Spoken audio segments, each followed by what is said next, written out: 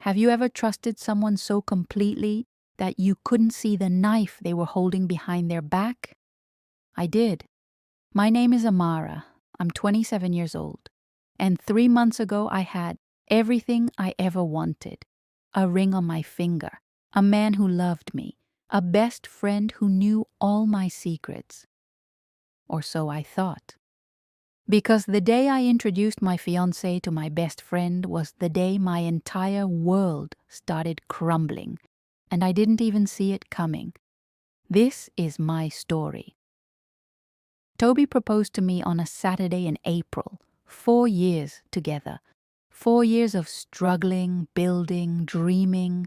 When he got down on one knee at my favorite restaurant, I cried so hard I couldn't even say yes properly. I just nodded and threw my arms around him. That night, I called Rita. Rita has been my best friend since we were 14. 13 years of friendship. She was my sister, my person, the first person I wanted to share my joy with. "Rita, he proposed!"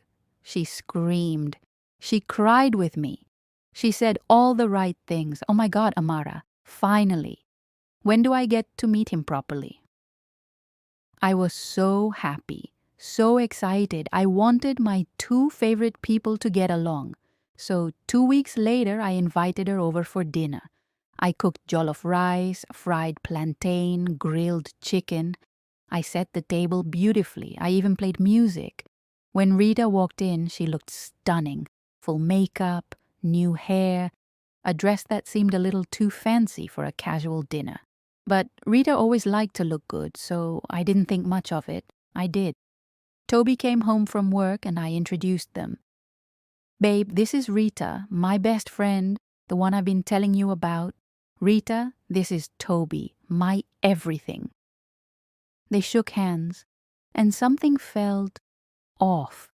The way they looked at each other.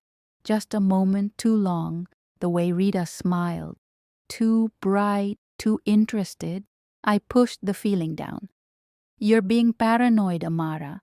You're just nervous. We had dinner. We laughed. We talked about wedding plans. Rita offered to help with everything.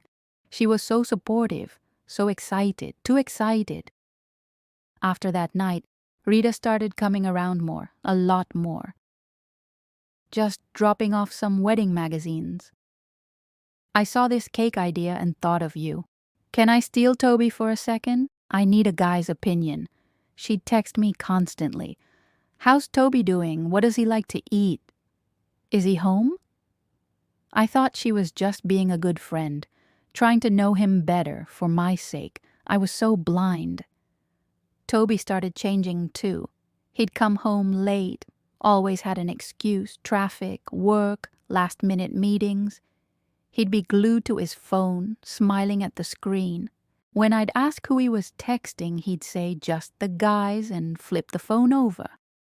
We stopped talking like we used to. Everything felt forced, cold. He'd kiss me on the forehead like I was his sister and disappear into the bedroom.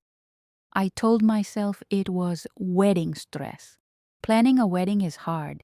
People get distant, it's normal. But deep down, I felt it. Something was wrong. One evening, I was cooking dinner and Toby's phone kept buzzing on the counter. He was in the shower.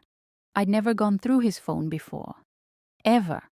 But that night, something in my gut screamed at me to look. I picked it up. The messages were from someone saved as R. My hands started shaking. I opened it. "Can't wait to see you tonight." She doesn't suspect anything, does she? "We have to be careful. She's asking questions." I scrolled up. Days of messages, weeks, maybe months, and then I saw it. The message that destroyed me. "I never stopped loving you, Toby, even when you chose her."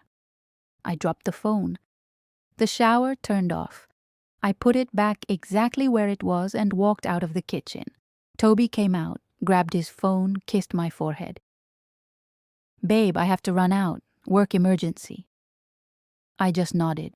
He left, and I sat there, frozen. I called Rita. Hey, are you free? I need to talk. Oh, babe, I'm so sorry. I'm busy tonight. Can we talk tomorrow?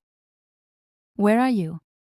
Just handling something. I'll call you later. She hung up, and I knew. I knew. For the next 2 weeks, I watched them. The way Rita would text asking where Toby was. The way Toby would have plans on the same nights Rita was busy. The way they'd both smile at their phones during our hangouts. It was all there, right in front of me, and I'd been too in love to see it. Then, one night, Toby said he had a late meeting. I followed him. He drove to a hotel. 20 minutes later, Rita pulled up. I sat in my car across the street, watching her walk inside. My best friend, my fiancé. I don't know how long I sat there. But when I finally drove home, I felt nothing. No anger, no sadness, just empty. I packed a bag, called my cousin in Accra. I need a place to stay, I'll explain later. I left my engagement ring on the kitchen counter. No note, no explanation. I just left. Toby called 47 times that night. Rita called 23 times. I didn't answer. I blocked them both. And I disappeared. But here's the thing about disappearing. Sometimes you don't just run away from your past. Sometimes fate has other plans. And 6 months later, fate introduced me to someone who would change everything. Someone who would give me the perfect opportunity for the revenge I never knew I needed. If you want to know what happened next, hit that like button right now and drop a comment saying part 2. Because trust me, this story is just getting started. Subscribe and turn on notifications so you do not miss what happens when Amara meets the one man who could heal her heart or help her break theirs. I'll see you in the next one.